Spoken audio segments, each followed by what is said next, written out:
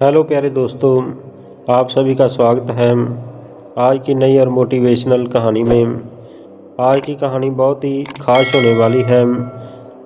आइए सुनते हैं आज की मोटिवेशनल कहानी। आज की कहानी एक गरीब और मजबूर लकड़हारे के बेटे की कहानी है। सदियों पहले की बात है कि एक बस्ती में एक गरीब लकड़हारा रहता था। वो बड़ी ही मुश्किल से अपनी पत्नी और अपने बेटे का पेट पालता था। वो लकड़ियाँ काट कर लाता और उन्हें शहर में बेच देता। जो पैसे मिलते उससे उनका दाल रोटी चल जाता था, लेकिन उनका गुजारा बड़ी ही मुश्किल से हो रहा था। धीरे धीरे लकड़हारे का बेटा जवान हो गया और वह सोचने लगा कि मैं अपने बाप की कोई सहायता कर सकूं, क्योंकि मैं तो उस पर बोझ हूँ, बैठे बिठाए ही रोटी खाता हूँ। लकड़हारे का बेटा कहने लगा कि पिताजी, अगर आप मुझे आज्ञा दें तो मैं बस्ती से दूर जाकर कहीं कोई काम की खोज करूं, जिससे कि हमारा गुजारा अच्छी तरह से चल सके। क्योंकि मैं जवान हो चुका हूं, इसलिए मुझे बैठकर खाना नहीं चाहिए। इस बस्ती में तो कोई काम मिलने वाला है नहीं, तो इस बस्ती से दूर शहर में जाकर देखता हूँ, शायद कोई अच्छा सा काम मिल जाए। तो लकड़हारा अपने बेटे से कहने लगा कि बेटा, आप तो जानते हो कि मैं भी अब बूढ़ा हो रहा हूँ। मेरे शरीर के अंदर उतना दम नहीं रहा कि मैं अभी भी रोटी रोजी कमा सकूँ। अगर तुम मेरी कोई मदद कर सको तो बहुत अच्छा है। लकड़हारे का बेटा बहुत ही ताकतवर शरीर का था और बहुत ही हिम्मत वाला बहादुर लड़का था। वो कहने लगा, पिताजी आप चिंता मत करो, मैं सब कुछ संभाल लूँगा। इतना कहकर अपने पिता से आज्ञा लेकर वो घर से निकल पड़ा। चलते चलते एक जंगल को पार करके वो एक महानगर में पहुंचा। महानगर पहुंचने पर उससे पता चला कि उनके राजा की किसी और राजा के साथ लड़ाई चल रही है और राजा को स्वस्थ नौजवानों को अपनी सेना के लिए ज़रूरत है। वह लड़का भी बिना कुछ सोचे समझे ही झट से राजा की सेना में भर्ती हो गया। शत्रु राजा की सेना बहुत ही शक्तिशाली थी और उसकी सेना के सामने इस लड़के के राजा वाली सेना का टिकना बहुत कठिन हो रहा था। इनका सेनापति सबको साहस बंधा रहा था, पर बहुत सारे सिपाही अपनी जान बचाकर भागने लगे।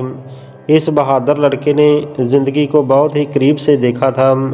गरीबी की ज़िंदगी जीने से तो लड़ते लड़ते मरना ज़्यादा अच्छा है।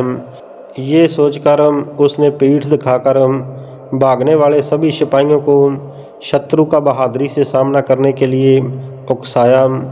तो भाग रहे सिपाही भी वापस आ गए और अपनी मातृभूमि की रक्षा के लिए जी जान से लड़ने लगे। अंत में शत्रु की सेना को मैदान छोड़कर भागना पड़ा। तो बूढ़े सेनापति ने राजा से इस लड़के की बहादुरी की बहुत प्रशंसा की। उसे बहुत सारा धन इनाम में दिया गया और साथ ही अपने राज्य में ऊंचे पद पर भी रख लिया गया। अब वह लड़का राज दरबार और राजमहल का एक हिस्सा बन चुका था। राजा की एक बेटी थी जो कि बहुत ही सुंदर थी और अभी तक उसे उसकी पसंद का कोई भी युवक नहीं मिला था, क्योंकि उसने कसम खाई थी कि वह उसी युवक से शादी करेगी जो उसे इतना अधिक प्रेम करता हो कि उसके मरने पर उसकी कब्र में साथ ही दफन हो जाए। और अगर उसका पति पहले मरता है तो वह भी उसी के साथ ही उसकी कब्र में दफन हो जाएगी, क्योंकि पति की मृत्यु के बाद उसके जीवन का कोई महत्व नहीं रह जाएगा। राजकुमारी की ये बेहुदी सी कसम किसी भी युवक को पसंद नहीं आई, तो इसी वजह से उस राज्य का कोई भी युवक उस राजकुमारी से विवाह करने का इच्छुक नहीं था। पर इस गरीब लड़के को राजकुमारी से पहली नज़र में ही प्रेम हो गया। वह किसी भी हालत में उससे शादी करने के लिए तैयार था। राजा ने उसे बहुत समझाया कि ये सब उसके बस की बात नहीं है। जीते जी किसी और के साथ उसकी कब्र में बंद रहना इतना आसान नहीं है। शादी के लिए हाँ करने से पहले उसे अच्छी तरह से सोच विचार कर लेना चाहिए। ऐसा ना हो कि बाद में अपना वचन ना पूरा कर सके। और अगर वह अपना वचन नहीं निभाएगा तो उसे मौत के घाट उतार दिया जाएगा। पर वह लड़का अपनी बात पर डटा रहा। अंत में राजा को अपनी बेटी का विवाह उससे करना पड़ा और काफ़ी समय तक दोनों पति पत्नी बहुत ही सुखी जीवन व्यतीत करते रहे। पर एक दिन अचानक ही राजकुमारी बहुत बीमार पड़ गई। कोई भी डॉक्टर और उसकी दवा उस राजकुमारी को ठीक न कर सकी। काफ़ी दिनों तक बीमार रहने के बाद एक दिन उस राजकुमारी की मृत्यु हो गई। अब तो उस लड़के को अपनी पत्नी के साथ ही उसकी कब्र में तब तक रहना था जब तक कि वह भूख से मर नहीं जाता है।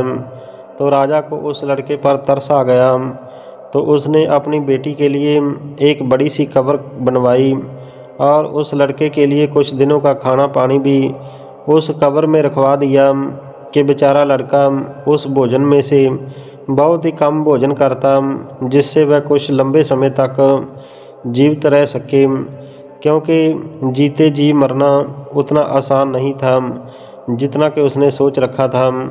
पर अब इस कब्र में घुट घुट कर मरने के अलावा उसके पास कोई भी रास्ता नहीं था। बाहर निकलने पर राजा के सिपाहियों को उसे जान से मार देना था।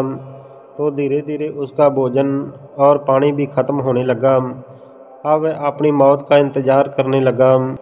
तभी एक दिन उस कब्र में एक बड़ा सा सांप घुस आया। लड़के ने अपनी तलवार से उसके 3 टुकड़े कर दिए। अगले दिन एक और सांप उस कब्र में घुसा, पर पहले वाले सांप को मरा हुआ देखकर एकदम ही वापस चला गया। और फिर थोड़ी देर के बाद वह सांप अपने मुंह में एक बूटी लेकर फिर कब्र में आया और उस बूटी को मरे हुए सांप के फन व आँखों पर रखा। तो वह सांप फिर से जीवित हो गया और उसके देखते ही देखते दोनों सांप कब्र से गायब हो गए, पर वह अपनी वो बूटी वहीं छोड़ गए। लड़के ने सोचा कि क्यों ना मैं इस बूटी को अपनी पत्नी के मुंह और आँखों पर रखूं, शायद वह इससे ज़िंदा हो जाए। तो उसने वह बूटी उठाई और अपनी पत्नी के मुंह और तथा आँखों पर रखी। थोड़ी देर के बाद उसकी मृतक पत्नी ने आँखें खोल दीं और अपने पति को अपने पास देखकर बहुत हैरान हुई। तो उसके पति ने उसे कब्र से बाहर निकाला। राजकुमारी ने कब्र का दरवाज़ा खटखटाया तो सिपाहियों ने राजा को इसकी सूचना दी। तो राजा ने खुद जाकर उस कब्र का दरवाज़ा खुलवाया और अपनी लड़की को फिर से जीवित देखकर बहुत ही हैरान हुआ। और उस लड़के ने सिवाय अपने एक विश्वसनीय नौकर के किसी को भी सांपों की उस बूटी के बारे में नहीं बताया। उसने वह बूटी अपने उस नौकर को संभाल कर रखने के लिए दे दी और ये सोचकर कि कब इस बूटी की ज़रूरत पड़ जाए, उस विश्वसनीय नौकर ने भी उस बूटी को संभाल कर रख दिया। सांपों की बूटी से उस राजकुमारी की आदतें बहुत ही बदल गईं। अब वह इस लड़के से इतना प्यार नहीं करती थी जितना कि पहले किया करती थी। अब वह बात बात पर उससे झगड़ती थी और ख़ुद को अपने पिता की गद्दी का मालिक समझती थी। एक बार उसने अपने पति के साथ दूर देश की यात्रा की योजना बनाई। तो राजा ने उसके जहाज़ को बहुत सारी सुविधाओं से भरकर उन दोनों को रवाना कर दिया। उस जहाज़ को चलाने वाला कैप्टन उस राजकुमारी को अब अपने पति से अधिक पसंद आया। उसने अपने पति से अपना पीछा छुड़ाने के लिए उस कैप्टन से सहायता मांगी और उसे विश्वास दिलाया कि उसके मरने के बाद जब वह अपने पिता के पास पहुंचेगी तो वह उसी से शादी करेगी। तो कैप्टन को भी इसमें अपना फ़ायदा ही नज़र आया, तो वह इस बात के लिए तैयार हो गया। तो एक रात को जब उसका पति सोया हुआ था तो राजकुमार और जहाज़ के कैप्टन ने उसे उठाकर समुद्र में फेंक दिया और वह सारी घटना उसका विश्वसनीय जो सेवक था वो देख रहा था। तो उसे ये सब देखकर बहुत दुख हुआ। तभी उसे सांपों की बूटी की याद आई जो कि उसने एक डिब्बी में संभाल कर रखी हुई थी और वह चुपचाप उस जहाज़ से निकला तथा आपत्ति काल के समय इस्तेमाल होने वाली एक नाव निकाली और उसे बचाने के लिए चल पड़ा। उधर राजकुमारी ने कैप्टन को जहाज़ को वापस अपने पिता के घर ले जाने की आज्ञा दी, तो विश्वसनीय सेवक ने समुद्र के गहरे पानी से उस युवक को बाहर निकाला और उस बूटी की सहायता से जीवित किया तथा फिर उसी नाव में बिठाकर उसे राजकुमारी से पहले राजा के महल में पहुंचा दिया। लड़के ने राजा को सारी घटना सुना दी, पर राजा को उसकी बातों पर विश्वास नहीं हुआ।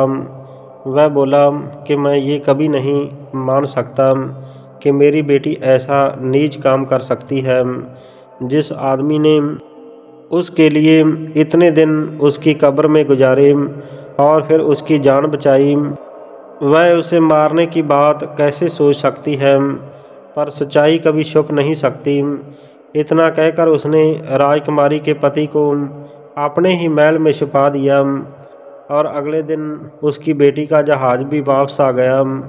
राजा के पास राजकुमारी बहुत दुखी सी होकर खड़ी हो गई और राजा ने उसे अकेले देखकर पूछा कि बेटी, तुम अकेली कैसे, तुम्हारा पति कहाँ है। वह दुख से रोती हुई बोली कि क्या बतलाऊं पिताजी, रास्ते में मेरे पति की तबीयत बहुत ही ख़राब हो गई थी और इलाज के बगैर हम उसे नहीं बचा सके। आज अगर ये जहाज़ का कैप्टन मेरे साथ नहीं होता तो ईश्वर जाने कि मेरा क्या हाल होता।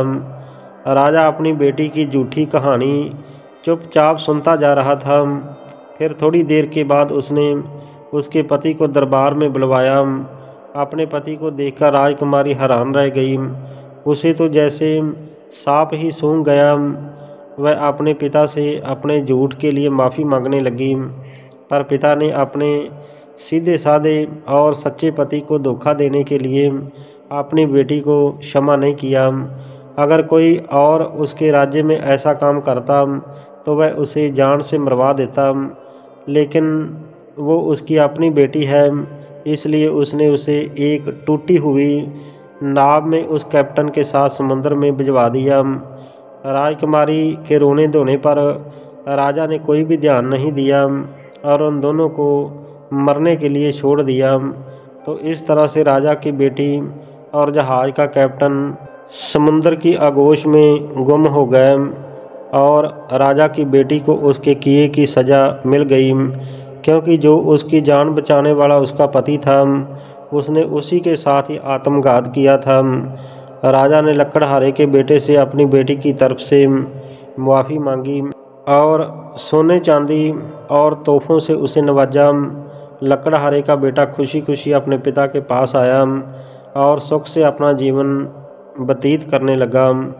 तो इस कहानी से हमें सीख मिलती है कि जो जैसा भी करता है उसे वैसा ही भरना भी पड़ता है, क्योंकि तकदीर किसी का भी लिहाज नहीं करती। इसलिए अपना कर्म सोच समझ कर करो। तो प्यारे दोस्तों, आज की ये कहानी अगर आपको पसंद आई हो तो कृपया मेरे चैनल को सब्सक्राइब ज़रूर कर देना। हमेशा अच्छा सोचो, अच्छा करो और खुश रहो। वंदे मातरम। जय भारत। धन्यवाद।